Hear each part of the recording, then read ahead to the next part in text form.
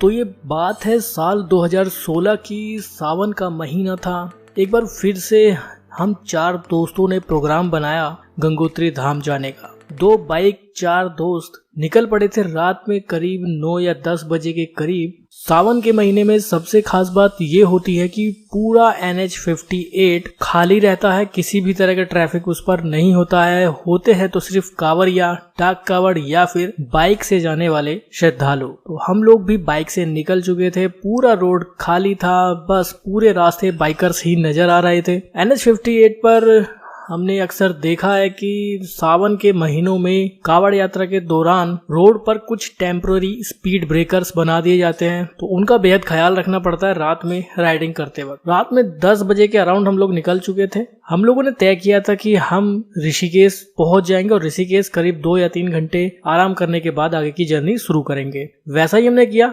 हमारी normal bike की speed वही 50 या 60 के समथिंग हम रखते हैं, इससे ज्यादा हम नहीं चलाते हैं। पहला स्टे हमने लिया मुजफ्फरनगर। वहां हमने 12:30 या 1 बजे का टाइम था और टी ब्रेक वहां पर हमने किया। कांवड़ यात्रा के दौरान सबसे खास बात होती है कि हाईवे के सारे ढाबे पूरी रात 24 घंटे खुले रहते हैं। छोटे छोटे टी पॉइंट बने होते हैं, चाय की दुकानें होती हैं, वहां हमने चाय पी। दूसरी चाय हमने रात में 2:30 या 3 बजे करीब रुड़की पहुंचने के बाद की। रुड़की में हमेशा की तरह रूट डाइवर्जन था। इस बार हमने रूट डाइवर्जन को फॉलो भी किया था और हम करीब रात में 3:30 या 4 बजे के आसपास ऋषिकेश पहुंचे थे। ऋषिकेश पहुंचने के बाद वहां पर लगे कांवड़ियों के एक शिविर में हमने रात को आराम किया। रात को क्या, नेक्स्ट डे मॉर्निंग ही हो चुकी थी, तो करीब 2 घंटे वहां पर हमने आराम किया। बाइक को भी आराम करने की जरूरत होती है, हमें आराम मिले ना मिले, लेकिन बाइक को आराम मिलना बहुत जरूरी होता है, क्योंकि कंटिन्यूअसली बाइक चलाते रहेंगे तो बाइक में किसी भी तरह की प्रॉब्लम हो सकती है। थोड़ी देर हमने आराम किया, अपनी बाइक को भी आराम कराया। सुबह 6 बजे के करीब हम ऋषिकेश में थे, लेकिन मौसम बहुत ज्यादा खराब हो गया था। ऋषिकेश में फ्रेश होने के बाद हम एक वहां पर मौजूद ढाबे पर पहुंचे। ढाबे में हमने ब्रेकफास्ट भी लिया। ब्रेकफास्ट लेने के दौरान ही बहुत तेज बारिश होने लगी। वहां पर हमने आसपास वहां के स्थानीय लोगों से ही पूछा कि इस समय क्या 4 धाम यात्रा की ओर जाना सेफ होगा। जिनसे भी हमने पूछा सभी ने मना किया। वहां पर एक प्रशासनिक कर्मचारी भी मौजूद थे, उनसे हमने बातचीत की तो उन्होंने हमें बताया कि अभी रास्ता पूरी तरह से गंगोत्री जाने वाला बंद है। रास्ते में लैंडस्लाइड हो चुकी है, लेकिन लैंडस्लाइड होने के बाद 1 से 2 घंटे में रास्ता खोल दिया जाता है और यात्रा शुरू कर दी जाती है। परमानेंट तौर पे यात्रा बंद नहीं की जाती है। लैंडस्लाइड होती है, रास्ता बंद होता है, लेकिन उसको साफ कर दिया जाता है और 1 से 2 घंटे में यात्रा फिर से शुरू कर दी जाती है।